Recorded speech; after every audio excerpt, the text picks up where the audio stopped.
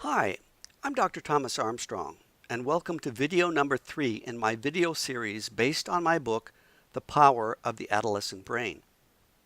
In this video, we're going to talk about the evolutionary advantages of being a reckless teenager. Let's start by agreeing that many teenagers do a lot of crazy things. They take drugs that are dangerous for them. They binge drink sometimes to the point of unconsciousness. They can drive unsafely on the highway. They can engage in unsafe sex. They may join violent gangs. Of course, not all teens do these things, but these activities do seem to be related to this unique stage of human development. In the next video, we're going to look more deeply at these risks of adolescence. But in this video, the focus will be on the following question. If these activities are so dangerous, and adolescents engage in them so much, why didn't evolution and natural selection eliminate these behaviors from the gene pool long ago? After all, if teens kill themselves doing something unsafe, they won't be able to pass along their genes to the next generation. The answer to this question is that while there are dangers to certain adolescent behaviors, they actually provided distinct evolutionary advantages to adolescents who were growing up in prehistoric times, times which cover over 200,000 years of development as Homo sapiens and millions of years as primates. Let's look at risk-taking, something that adolescents are prone to engage in more than either children or adults. In brain scans of teenagers playing a video game called Stoplight, participants raced an automobile to a finish line. At each of 20 intersections, they were presented with the option of pressing the stop button or taking a risk by pressing the go button and running a yellow or red light. If they guessed right, there was no penalty. But if they were wrong, they crashed the car and had a long wait until the next game. When told that same-age, same-sex peers were watching them play this game, their risk-taking increased significantly compared to when they thought they were doing it without observers. Now, what could be the value of taking these risks?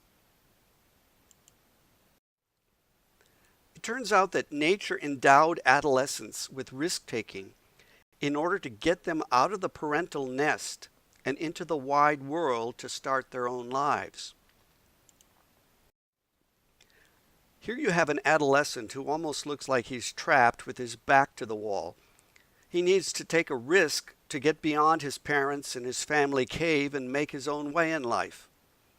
What would happen if nature had given him risk-averse genes instead? Maybe we'd all still be living in caves. Teens are big sensation seekers. They're looking for big thrills from drugs, for example. And in fact, any prevention program that doesn't acknowledge the desire of teenagers for thrills and chills and doesn't try to find something comparably sensational but not dangerous to get adolescents hooked on, like experiential learning, will be doomed from the start. This thirst for visceral experiences in prehistoric times was advantageous because it drew adolescents out into the wide world of experiences that were waiting for them. It drew them into a world beyond the cave, so to speak, and into contact with other people, with animals, with plants, with geography, in short, with lots of new experiences. Teens these days prefer to spend time with their peers to being either with children or adults. In the video game I just referred to, we noted how adolescents took more risks when they believed they were being viewed by their peers. Peer acceptance is incredibly important to teens, and to be rejected by one's peers can be devastating. What could be the advantage of this particular trait?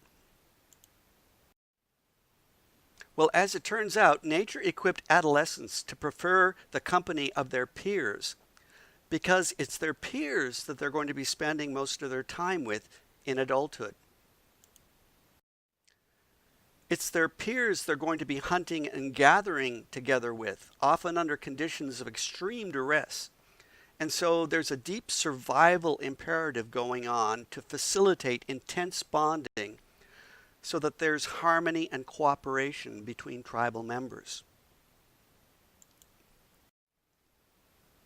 Implied in much of what we've already said is the fact that teens have a hunger for rewards. They expect larger rewards than children do, and they're willing to take big risks to get those rewards. Here's an image of the famous Russian roulette sequence from the Oscar-winning film The Deer Hunter.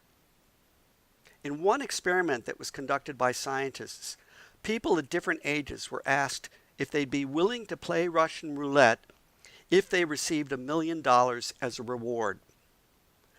None of the adults were willing to do it. Half of the adolescents said they'd do it. Big risks, but big rewards. What could be the advantage of this trait?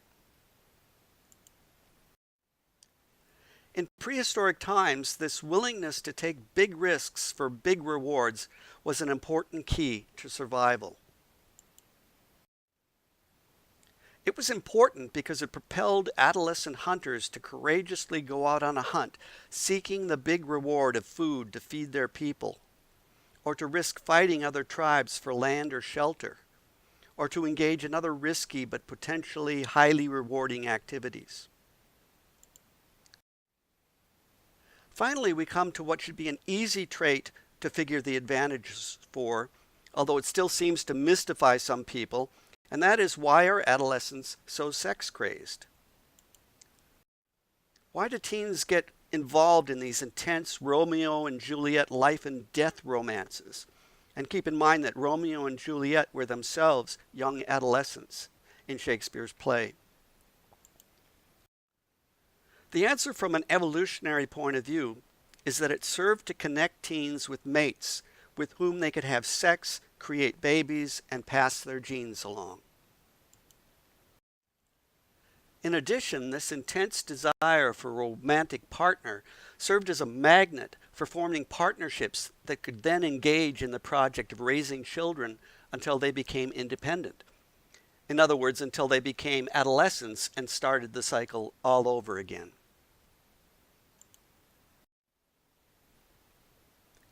Indigenous cultures have instinctively known about the evolutionary advantages we've just covered and have developed a diverse collection of rituals or rites of passage to help adolescents use these traits of risk-taking, reward-seeking, peer affiliation, sensation-seeking, and mate-seeking to help manage the transition from childhood to adulthood in such a way as to strengthen the tribal community.